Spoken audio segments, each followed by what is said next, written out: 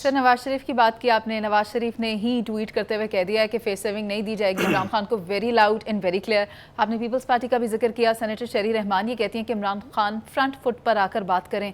तो आपको क्या लगता है, खान साहब आएंगे बात करने के लिए? मेरा ख्याल है खान साहब खेल ही फ्रंट पर है। बात करेंगे, आकर टेबल टॉक करेंगे। तो वो उनको पता है कि ये बेख्तियार लोग हैं ना। मियां नवाज शरीफ ने तो क्लियर स्टेटमेंट दे दी है, उसके बाद इनसे बातचीत करने की तुक ही नहीं बनती। सिचुएशन देखो, इस वक्त डेडलॉक की सिचुएशन है। तमाम पॉलिटिकल पार्टीज डेडलॉक सिचुएशन में मुल्क को ले गए। किसी पॉलिटिकल पार्टी को ना मुल्क की परवाह, ना मुल्क की मईशत की परवाह, ना इस कौम की परवाह। ये जो अभी पीजे बात कर रहे थे ना कि सारा मलबा पीएमएलएन पे आएगा, by choice economic, by choice इन्होंने ये पूरा मलबा अपने कंधों पे उठाया है। इनको किसी ने डीएचएल नहीं किया था, टीसीएस नहीं किया था, आए हुकूमत संभालें। इनको अपनी थी, अपने केसेस की पड़ी थी, इस वजह से ली ये बात। लेकिन सिचुएशन ओवरऑल देखो, इसको किसी ना किसी किनारे लगना है। एक तरफ प्रेस कॉन्फ्रेंस की वजह से डीजीआई की प्रेस कॉन्फ्रेंस की वजह से वो पार्टी बन गए। अब सिचुएशन ऐसी बन गई है कि माजी में जब ऐसे तनाव की सिचुएशन होती थी तो फौज एक रोल अदा करती थी और उस वैक्यूम को फिल करके कोई मिडिल ग्राउंड निकल आता था। अब मिडिल ग्राउंड कैसे निकलेगा?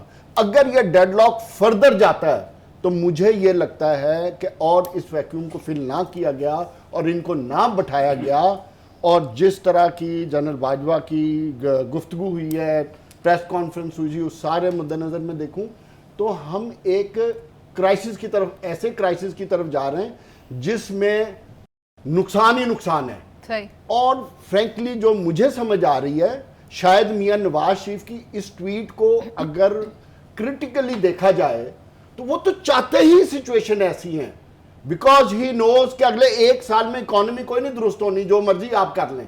दुनिया की तमाम जितने सर्वेज हैं वो एक ही बात कह रहे हैं कि पाकिस्तान के इकोनॉमी पे 51% किसी को कॉन्फिडेंस नहीं है। वो अगले साल 2 साल में ये काम सीधा होने वाला नहीं। एक तो ये अवाम के पास जाने की पोजीशन में नहीं है, तो फिर इसका मतलब ये हुआ कि 6 महीने या 8 महीने बाद इलेक्शन होते हैं तो अच्छा। इमरान खान ही प्राइम मिनिस्टर बनेगा, ये नजर आ रहा है।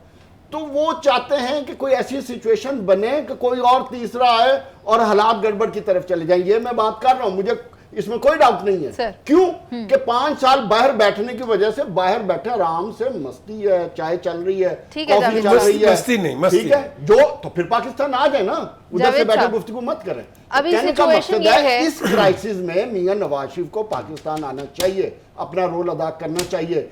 मैं आती हूँ सबसे पहले जावेद इकबाल साहब आपकी तरफ। आप क्या समझते हैं, क्या पाकिस्तान तहरीक इंसाफ कराची की बड़ी पार्टी तस्वर की जा सकती है इस सर्वे के बाद? तस्वर नहीं बल्कि है, इसमें कोई डाउट नहीं है। अभी मैं कराची था, मैं 3 दिन रहा हूँ कराची, और सर्वे आप करवा के उधर मैं बहुत से लोगों को मिला हूँ। अच्छा। बिलीव मी, उधर को इस वक्त जो सिचुएशन है वो टोटल पीटीआई की फेवर में। उसकी सबसे बड़ी ऑब्वियस रीज़न ये है कि पीपल्स पार्टी और एमक्यूएम पिछले 15 साल से उधर हुकूमत में है, और जो उधर हालात हैं उन हालात को देख के तो लगता ही नहीं है, क्योंकि किसी भी हुकूमत को कंसिस्टेंसी चाहिए होती है परफॉर्मेंस के लिए। उनको तो 15 साल मिले, 15 साल में उन्होंने कराची के लिए कुछ भी नहीं किया, बल्कि पूरे सिंध के लिए कुछ नहीं किया।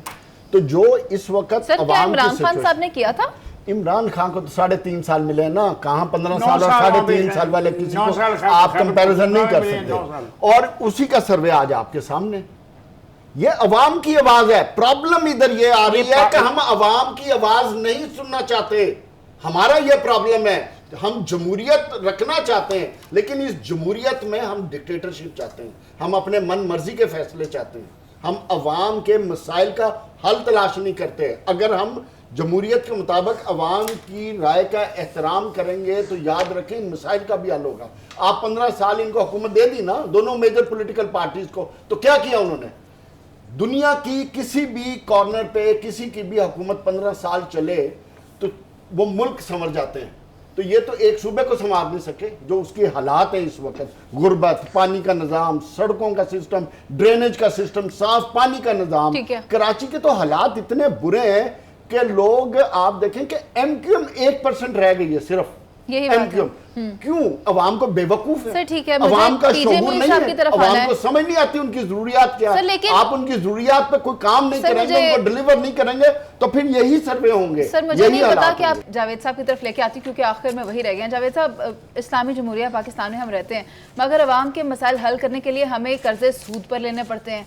क्या इस निज़ाम को रोका जा सकता है? अगर इसको रोक लेते हैं तो फिर इसका फ़ायदा कितना होता है? नहीं रुकेगा। हम एक दूसरे के पास जिन्होंने पॉलिसी बनानी है वो एक दूसरे की शक्लें देखने को तैयार नहीं है। तो जब तक मुल्क में पॉलिटिकल इंस्टेबिलिटी रहेगी तो ये सिलसिला तो चलता रहेगा। सोल्यूशन सिर्फ इसका एक ही है, मिसाक मईशत। सब मिल के बैठे हैं, 20 साल का प्लान बनाएं और अपनी पॉलिटिक्स करते रहें, और मुल्क की मईशत जो आपने पॉलिसीज बनाई है उस पर चलती रहे। प्रॉब्लम यह है कि IMF ने आपको कह दिया 600 अरब के और टैक्स लगाओ। वो टैक्स लगने ही लगने, क्यों कि आपने सारी कैलकुलेशन 7200 अरब की कैलकुलेशन की थी 5% GDP ग्रोथ की। वो GDP ग्रोथ आ रही है आपकी 2.5%, 50% आपकी इंडस्ट्री बंद है, अनएम्प्लॉयमेंट बढ़ रही है रोज बरोज।